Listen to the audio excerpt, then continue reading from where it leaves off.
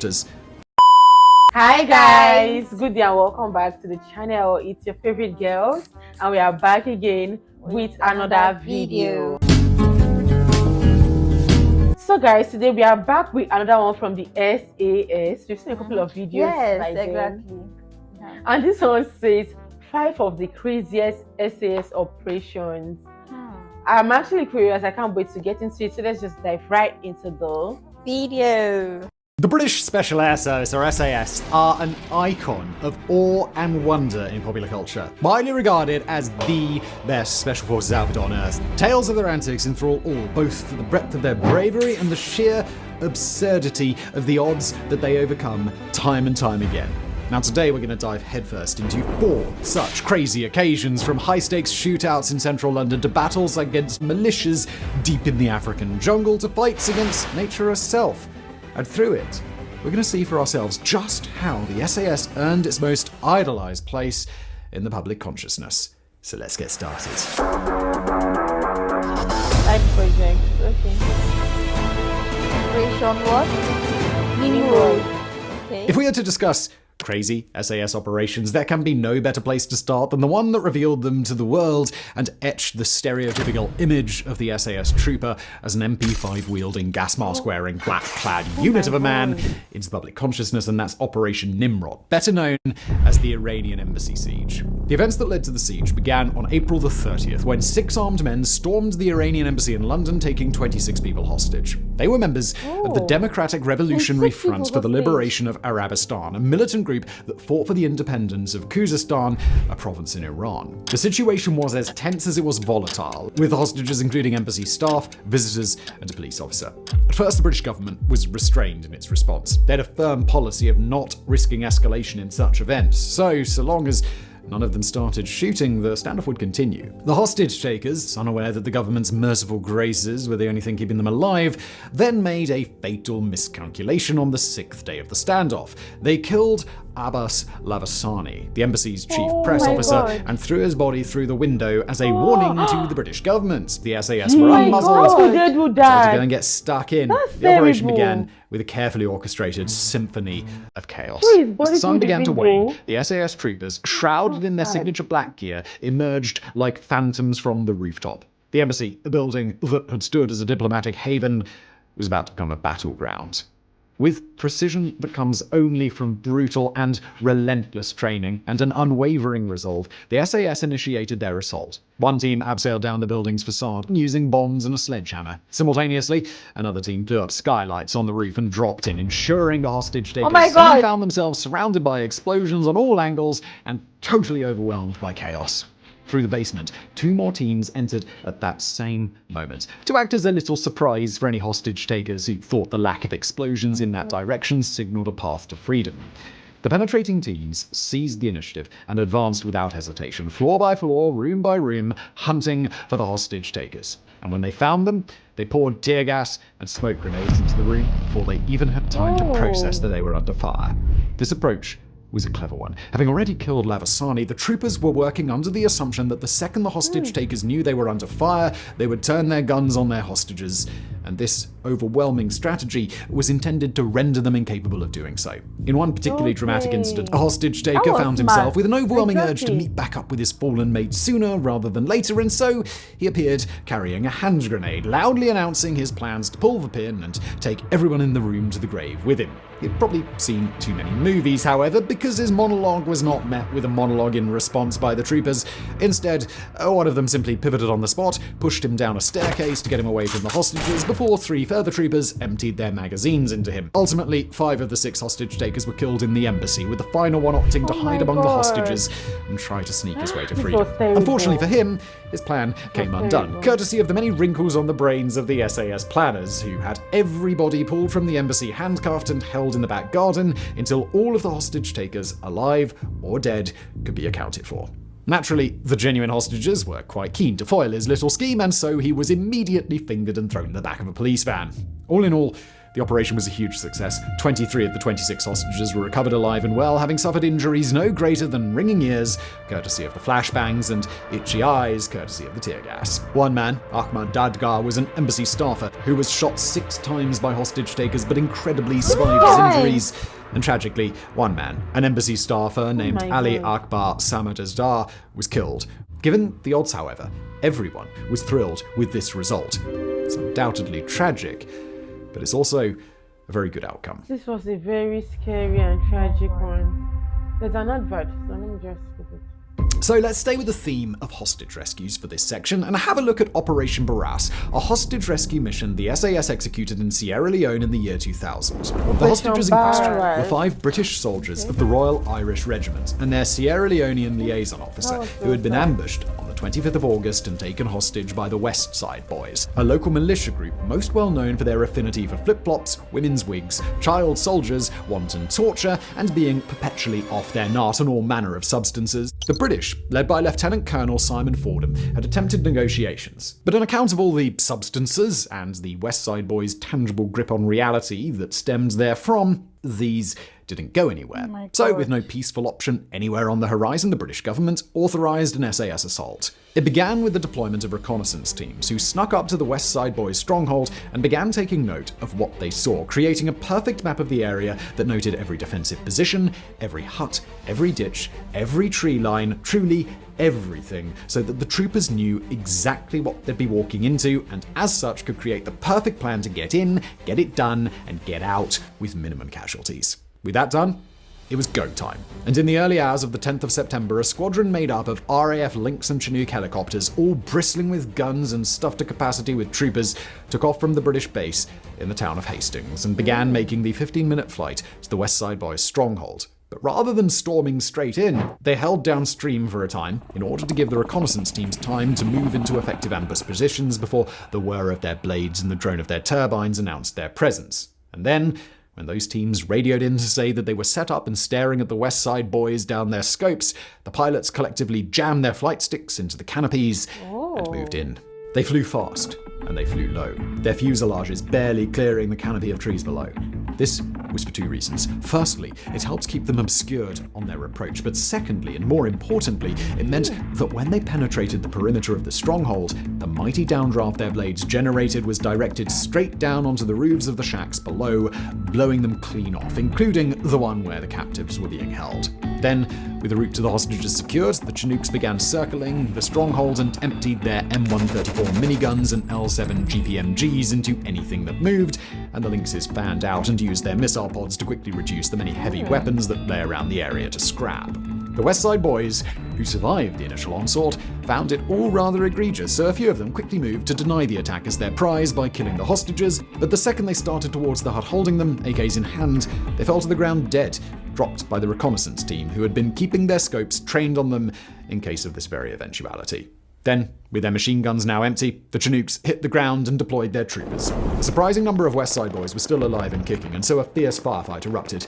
Undeterred, and with steely resolves, the troopers steadily pushed them back, their top-of-the-line equipment and world-beating training, making the unorganized and intoxicated militants resisting them of little challenge, and soon enough the fight was won.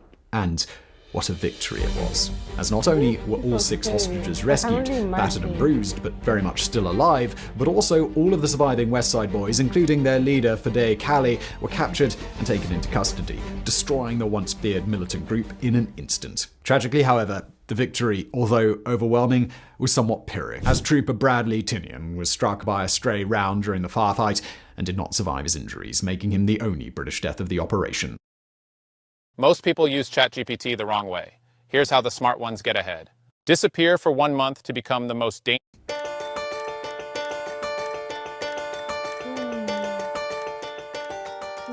So let's move away from hostage rescues now and have a look at something a bit more conventional, specifically Operation Paraquet, a mission aimed at recapturing South Georgia during the 1982 Falklands War. Now, you likely haven't heard of South Georgia before, so let's give it some context before we jump in.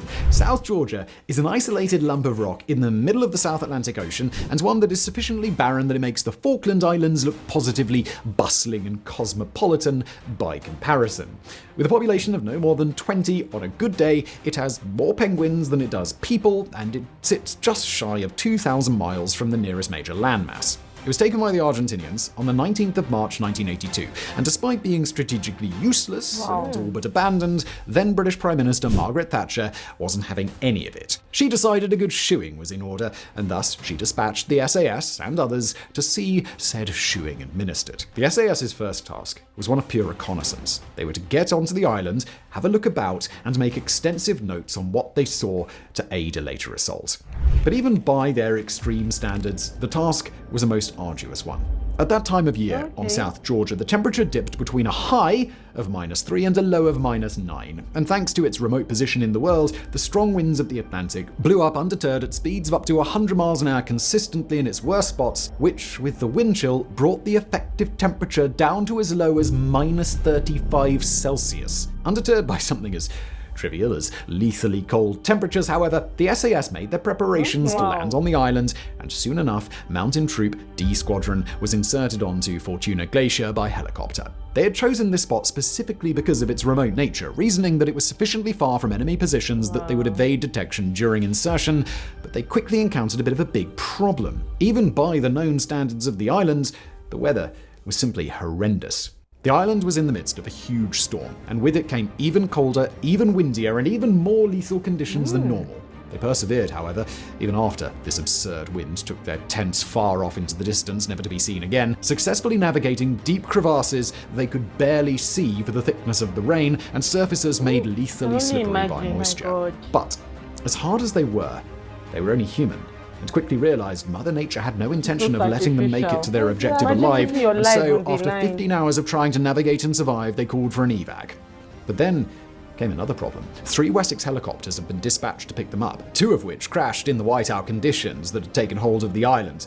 But the troopers on the ground, frostbitten and battered though they were, managed to pull the crews of both helicopters and get themselves and everyone else on board the final severely overloaded helicopter, and they retreated back to safety without casualty.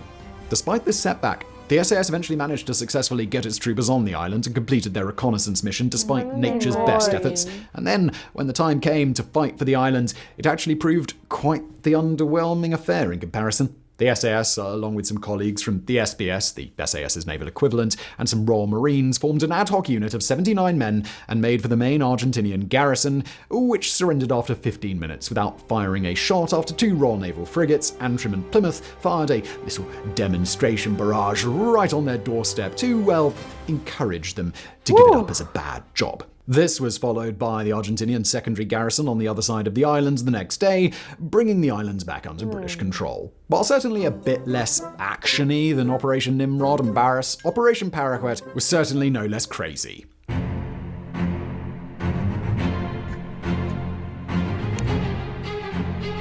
For our last crazy SAS operation, let's have a look at the raid on Sidi, Haneish airfield. Occurring all the way back on the 26th through the 27th of July 1942, when the SAS was but a nascent thing freshly born into the world, it represents the very apex of what the SAS was and is all about. Double-quicking it into something tricky, making a mess, blowing stuff up, and getting out again with the speed of muck of a shovel.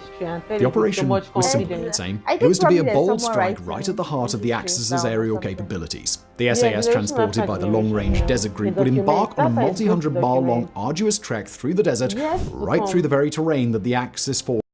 Years to come, I believe the things that are happening right now, other people will tell the stories. Definitely. Everything that is happening right now. And hopefully our videos will still be on YouTube, and YouTube will still be a platform. Yes. And people will get to watch us hundreds of years from now. Yes, they'll be like, oh my God. Look at them, goddess. Yes, back.